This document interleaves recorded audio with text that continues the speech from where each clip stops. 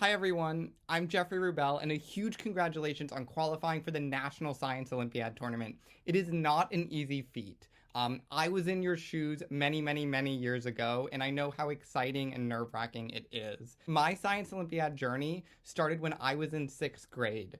I continued with SO throughout middle school and into high school when I also began coaching. I then went on to pursue my undergraduate degree at Williams College in geosciences, and then I went to get a master's degree in the history of science at the University of Cambridge. And it's the intersection of these two degrees, the intersection of science and the humanities, that I am really excited about. And I want to give you today a couple of examples of the things I've thought about and researched that hopefully will inspire you to also think a little bit more deeply and broadly around what science means in the world. So I want to start with the definition of science, which I know seems silly, but you become so ingrained in SO you forget what science is. According to the Oxford Languages Dictionary, science is the intellectual and practical activity encompassing the systematic study of the structure and behavior of the world through observation and experiment. This, of course, most obviously takes place via the scientific method in a lab or in the field, but it also happens in other ways. Two examples of this. One is science in the kitchen, and the other is science on the stage in theater. Let's start with science in the kitchen. I want to tell you a story about a woman. Her name is Fanny Farmer. Fanny was born in 1857, and she was raised near Boston, Massachusetts. So in her 30s, she enrolled in this place called the Boston Cooking School, which was founded as a philanthropic venture to enable women like her to find work as cooks in private homes and institutions. So Fanny went through the program. She graduated in 1889, joined the staff, and pretty quickly rose to leading the cooking school. Now, here's the thing about the Boston Cooking School that makes it unique. The Boston Cooking School believed in a quote-unquote scientific approach to cooking. What that means is they didn't only teach people how to cook, but they also taught people the science behind the cooking, the nutrition, the sanitation, the chemical analysis, etc. This specifically scientific style approach to teaching cooking was aimed to make culinary expertise accessible and available to anyone. And let me show you exactly how that worked, because Fanny encapsulated how using scientific structure enabled cooking to become available to everyone. And she did this through her book called the Boston Cooking School Cookbook. I know, very clever name. And in it, she popularized this really structured scientific approach to cooking. And this is most clearly embodied in how Fanny would lay out her recipes in this book. Let me show you an example of this. At the top, you see a recipe from Fanny Farmer's book. At the bottom, you see a recipe from another cookbook at the time.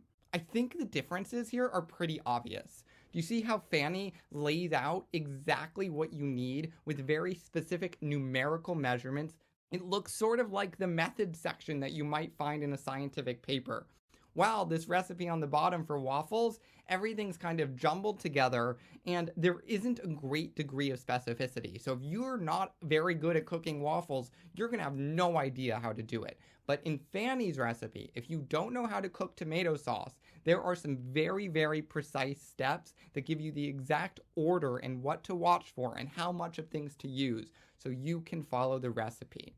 Fanny was basically the first professional cook to really insist that scientific methods and precise measurements, such as level teaspoons and cups and ounces, produce better food and make everyone better cooks. And so really, Fanny became a huge proponent of this idea of let's measure everything in our cooking. So if we go back to our definition of science, what Fanny is pulling out is the idea of something systematic, of a structure that you can use to approach the world, a structure that allows something to be reproduced time and time again, like the good method section of a scientific paper. Example number 2. Let's talk about science on stage. I want to talk about a musical. This musical is called Company, and it premiered in 1970.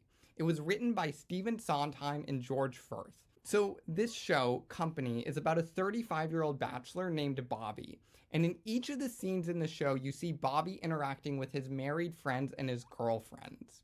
And what Company does, or at least what I argue that Company does, is that it actually constructs an argument about modern society that parallels the ones being put forth by the contemporary human scientists in the 1960s and 1970s. Let's meet David Reisman. So, David Reisman wrote this book called The Lonely Crowd. It was published in 1950. In his book, The Lonely Crowd, Reisman argues this thing about social character. Basically, he said that people were looking to those around him to realize what role they should serve in the world rather than having enough internal drive and realization to see it themselves. The Lonely Crowd quickly became a bestseller, and by 1970, when Company came out, it had sold over 1 million copies.